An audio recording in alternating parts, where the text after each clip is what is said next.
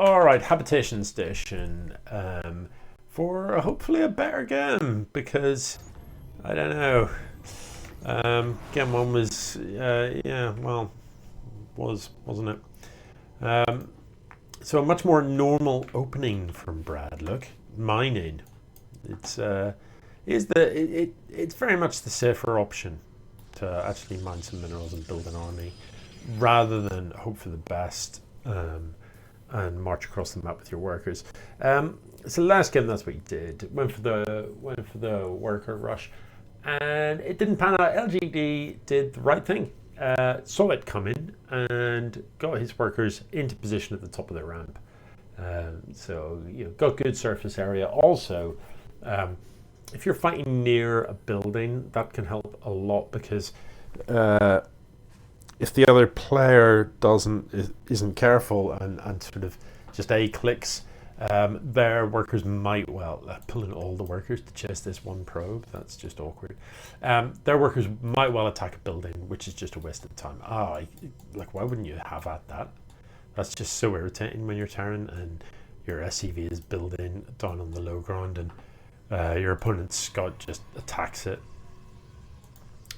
So LJD has got a Zealot out, is presumably about to drop an Expo, just waiting for enough minerals for that, fully saturated, with second gateway coming.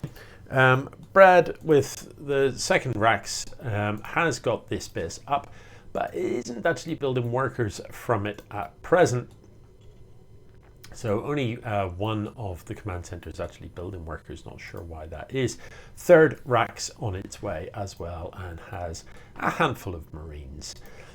So yeah, lining up to be a pretty normal looking game to, arguably. Bit of a supply block there for LJD, drops a couple of pylons. And yeah, the Robo is just finishing up, as you see. So yeah, this is a good map for Warp Prism play, because it's a pretty short distance across the top here, and it is going to be Warp Prism play. And there's, you can come in here and be pretty annoying. Nice map for a bit of immortal juggling in and out of the Warp Prism, but even just warping in a bunch of Zealots can be pretty irritating. A nice thing to do is send the prism in, warp in a bunch of Zealots, get them in your opponent's mineral line, and then just walk a second, little force of maybe stalkers in through the front door, because your opponent will likely pull a bunch of stuff from the front door to deal with the prism. It's only just the two Zealots for the time being. They're going to start working on the mineral line here and actually getting quite a lot done. There's the pull, you see. So if at this stage you had another batch of Zealots on their way, just right-clicked into this mineral line, they'd walk in for free. That was a lot.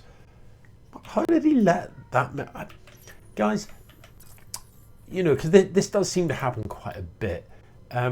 If your workers are getting killed by something, pull them. Just grab all the workers and make them run. Don't just leave them mining to die.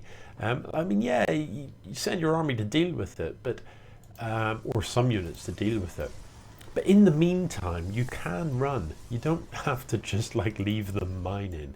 You can just run the workers away, and even if you only get half of them away, that's still better, isn't it, than losing all of your workers, only losing half of them. Why are there Reapers being built? Any ideas? 3 more Reapers in production, no one knows why. Looks like the Prism's going to come back in, but LJD doesn't actually have any supply. And there's no pylon in production.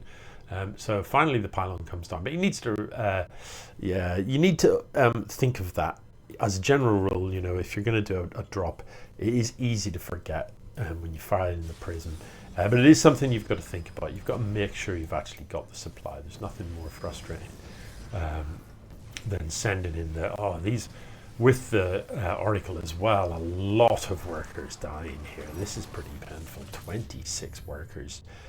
So LJD has a significant worker advantage at this stage. Now with that said, There's a lot of money in the bank for Bred, a lot of money, and even a fair amount of gas too. So he really needs to expand his production. At present, all we've got is barracks. You know, not even not even any add-ons. So we haven't even got combat shield. We haven't even got stim or anything like that. He really does need to get a factory and some starports done, and even more barracks as well. You know, the Reapers coming to deal with this Oracle is just a little awkward, isn't it? Not really achieving much, and the Oracle manages to survive. 11 kills this thing's got. Here comes the rest of the Protoss army, and you'd think this is just basically GG, because yeah, there's just nothing really here.